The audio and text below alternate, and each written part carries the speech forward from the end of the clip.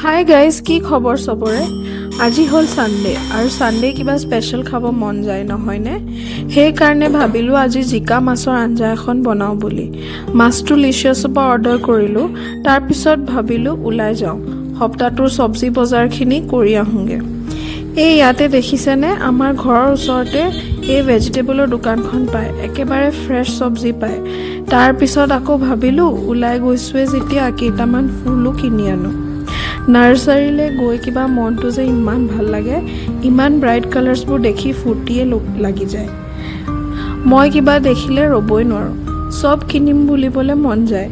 কিন্তু বেংগলোৰ ফ্লেটৰবোৰৰ কিমাননো জেগা।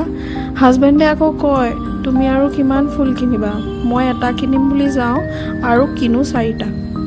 এনেকৈ চাগে আপোনালোকৰো হয় নহয়নে? ঘৰ আহি পাইহি জিকা মাছৰ তৰকাৰীখন বনাবলৈ ষ্টাৰ্ট কৰিলোঁ। সেইবাবে জিকা, গ্ৰীণ বিলাহী, নহৰু, আদা, পিঁয়াজ লৈ কাটি ল'লোঁ। মানে কি হ'ল ন, বজাৰ কৰিবলৈ গ'লোঁ, চাওকচোন বিলাহীটো আনিবলৈ পাহৰি গ'লোঁ। গ্ৰীণ বিলাহী আছিলে, তাকে দি দিছোঁ। মাছকেইটা ফাৰ্ষ্টত ফ্ৰাই কৰি ল'লোঁ, জোলটো বনালোঁ। মছলাখিনিৰ নামত নিমখ আৰু হালধি, চবৰে বনোৱা ষ্টাইলবোৰ বেলেগ বেলেগ, সোৱাদটো বেলেগ বেলেগ। এয়া মই খালি থালিখন লগাই দিছোঁ, বিলাহী বেঙেনাৰ পিটিকা, মাছৰ আঞ্জা। এই আমাৰ আজি স্পেচিয়েল ছানডে লাঞ্চ।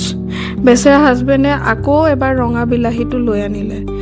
আবেলি আকৌ মিঠা খাবলৈ মন গ'ল, সেইকাৰণে চেৱৈ বনালোঁ। এনেকেই ছানডেটো শেষ হ'ল। আপোনালোকৰ কেনেকুৱা হ'ল ছানডেটো জনাবচোন। আজিলৈ আহিছোঁ, বাই।